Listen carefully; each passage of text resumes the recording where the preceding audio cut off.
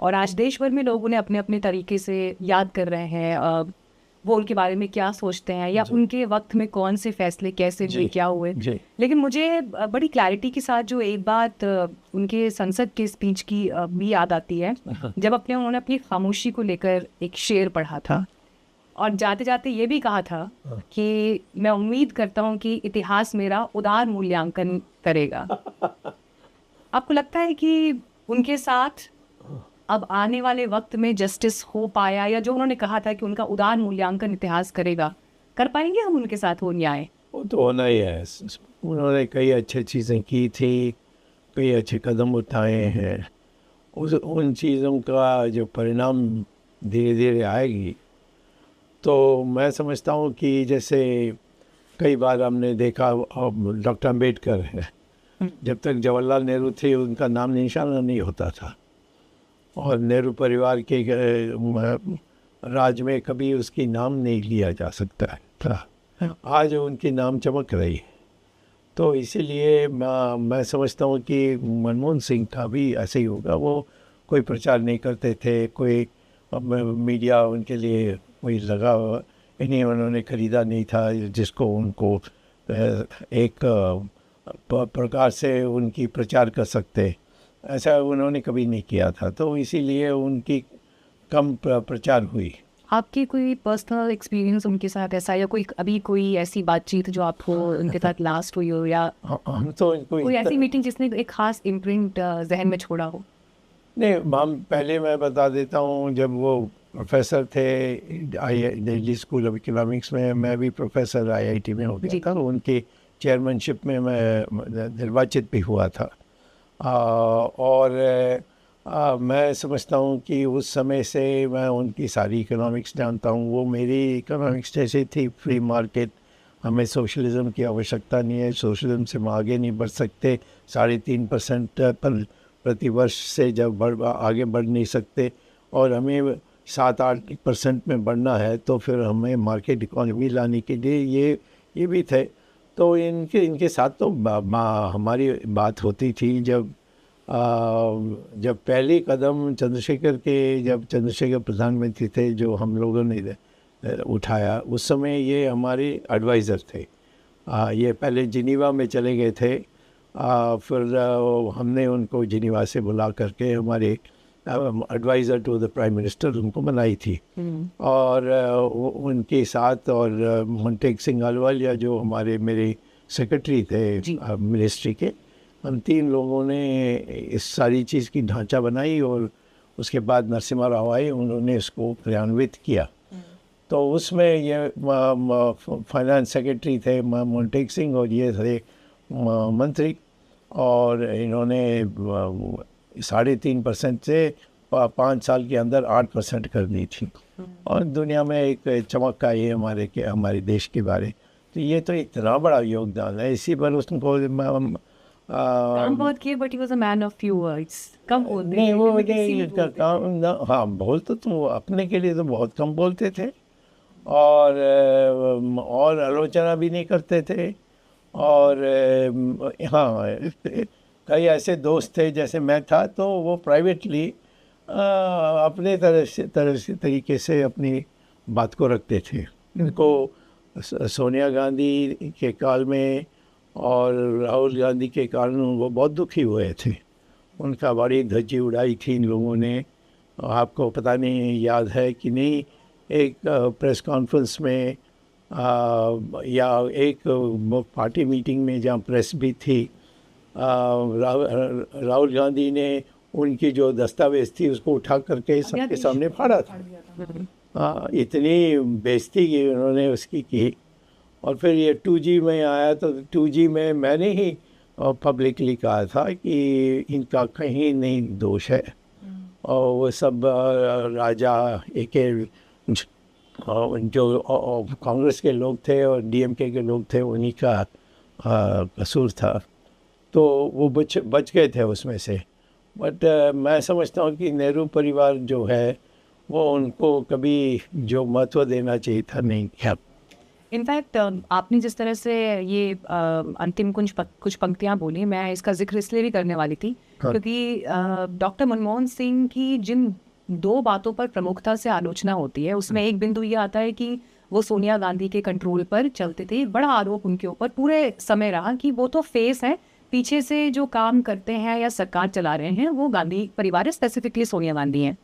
फिर दूसरी बात ये थी कि जो उनका एक स्टेटमेंट था, आपको भी ध्यान होगा, जब उन्होंने कहा था कि इस देश के संसाधनों पर जो पहला अधिकार है वो अल्पसंख्यकों का है। हालांकि बाद में फिर उन्होंने ये कहा कि ये नहीं कहा था और ये मतलब था। अब उस पर एक डिबेट चलती रहती है कि प्राइम मिनिस्टर ने क्या कहा था क्या नहीं कहा था, क्योंकि उनकी स्पीच में वो बात है, लेकिन जो प्रेस रिलीज आई थी उस प्रेस रिलीज में वो स्पेसिफिक लाइन नहीं थी, तो इसलिए वो एक आर्ग्यूमेंट का विषय रहता है। लेकिन आम जनता तो इन 2 मुद्दों पर उनको आलोचनात्मक नज़रिए से देखती ही है।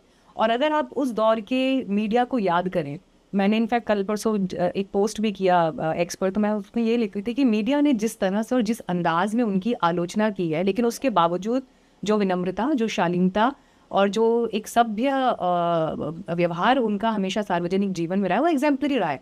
शायद वो उस तरह की आलोचना के इकलौते हकदार नहीं थे। तो क्या उनका मूल्यांकन हो पाएगा? बिल्कुल। ये तो नरसिम्हा राव का भी यही हाल हुआ।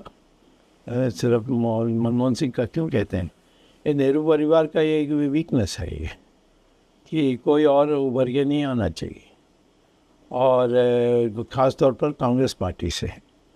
और जो उन्होंने हालत मनमोहन सिंह की वो उन्होंने वही हालत उन्होंने नरसिम्हा राव की भी की थी। मैं ये समझता हूँ कि दोनों नरसिम्हा राव और मनमोहन सिंह अपने पार्टी का नुकसान नहीं होना चाहिए, इसीलिए वो अपना जहर पी लेते थे। लेकिन राहुल जी ने तो कहा कि मैंने अपना पॉलिटिकल गुरु खो दिया। उन्होंने एक एक्स पोस्ट पे मतलब ये बात, पहले तो ये पढ़े लिखे आदमी नहीं है गुरु रखने के लिए, तो इनको मनमोहन सिंह जैसे हाई पावर्ड फुल प्रोफेसर, दुनिया में इंटरनेशनल ट्रेड में उसने थीसिस लिखी, ये सब तो उसको कुछ पता नहीं है। और आज के ना मरने इनकी देहांत होने के बाद ये उनको शोभा नहीं देता है।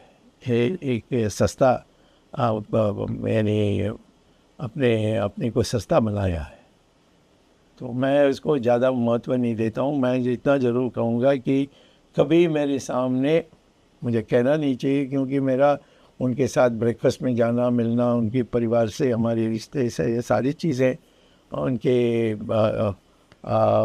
इतनी निकटता थी, तो मैं जानता था जब ये दुखी होते थे। और उस समय जो दुखी हुए राहुल गांधी की, जो उन्होंने उसकी दस्तावेज़ को लेकर फाड़ कर फेंका सबके सामने टेलीविज़न में, उसमें राहुल गांधी को अभी क्षमा मांगनी चाहिए। को वापिस बिल्कुल मांगना चाहिए कि मैंने गलती की, कहना चाहिए उनको। क्यों नहीं तो विवश करना चाहिए हम लोग उनको, क्योंकि अब उसने कह दिया ना कि मैंने गुरु खो दिया, ये सब बकवास। तो आप उनको मीडिया जाकर पूछनी चाहिए कि उस समय आपने जब फाड़ के फेंका, आप नहीं सोचा कि तुम्हारा गुरु के अपमान आप करोगे।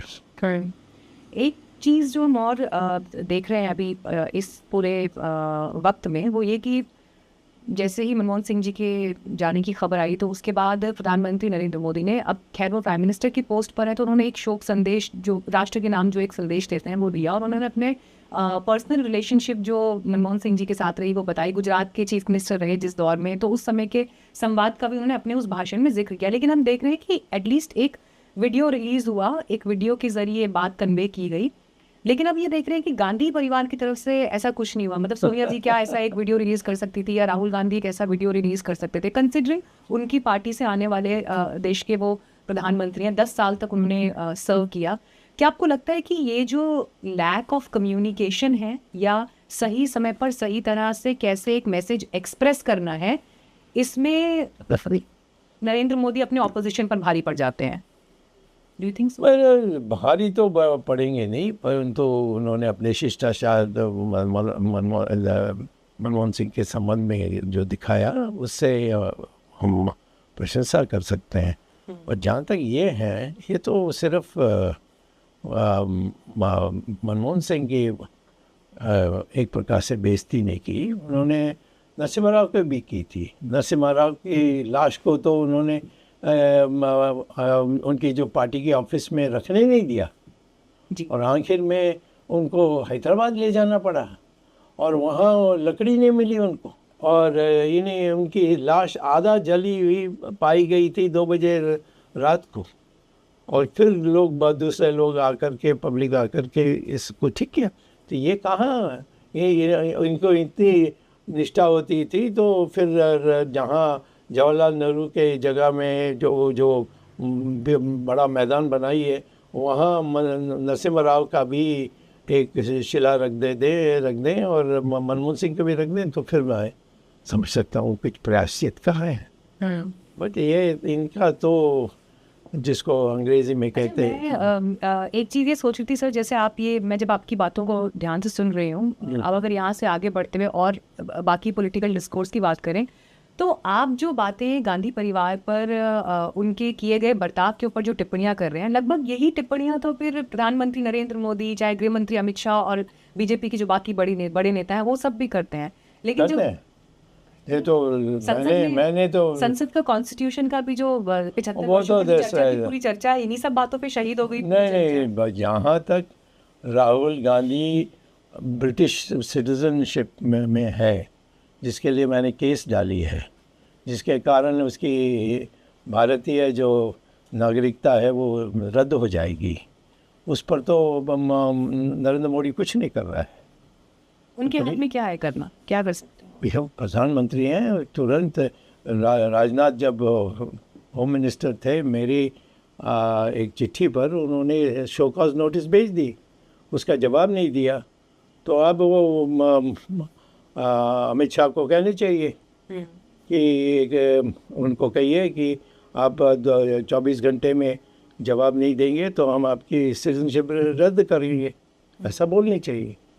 ये मनमोहन सिंह के संबंध में या किसी और संबंध में जहाँ तक मोदी है वो तो सब बनावटी है, उसका और मनमोहन सिंह के साथ कोई रिश्ता नहीं थी, ये मैं जानता हूँ। और आज वो उसमें ये बड़ी देश मेरी बहुत निष्ठा ये वो सब जो कह रहे हैं वो तो सब मिथ्याचार है। अब लेकिन प्रधानमंत्री के पद पर है सरकार, तो क्या है, तो पद में हमारे, हम तो लोकतंत्र हैं, प्रधानमंत्री का पद का कोई उतना महत्व नहीं है जितना तानाशाही में। सर इसकी हेडलाइन बन जाएगी फिर कल प्रधानमंत्री वो तो तुम्हारे हाथ में, तो इसकी हेडलाइन बन जाएगी फिर बन जा, वो तो आपके हाथ में, मेरे हाथ में तो नहीं। फिर वही है कि बीजेपी के लोग देखेंगे, मोदी जी देखेंगे, वो बोलेंगे कि अरे आप प्रधानमंत्री पद का महत्व नहीं मान रहे हैं क्या? नहीं, मैं नहीं मानता इसकी। मोदी जी का महत्व नहीं मान रहे हैं, प्रधानमंत्री पद का ही महत्व नहीं, मैं प्रधानमंत्री के पद में जो निष्ठा दिखाएंगे, जो उनकी जो प्रोग्राम्स होते हैं उसको दिखाते हैं, तब से उससे प्रधानमंत्री की बनती है, नहीं तो प्रधानमंत्री की क्यों है मोदी जी को लेकर आपके मन? मुझे कोई ऐसी नाराज़गी नहीं है, मैं सच्चा सच बोल दिया हूँ, सच बोल दिया हूँ। उसको नाराज़ कहोगे तो नाराज़ मान लो, मैं तो सच बोल रहा हूँ और वो मेरे पार्टी के हैं, तो इसीलिए मैं ये कह रहा हूँ कि मैं पब्लिक को गुमराह नहीं करना चाहता हूँ। ये झूठा प्रचार से किसी को महान बनाना ये हमारे देश के संस्कार नहीं है।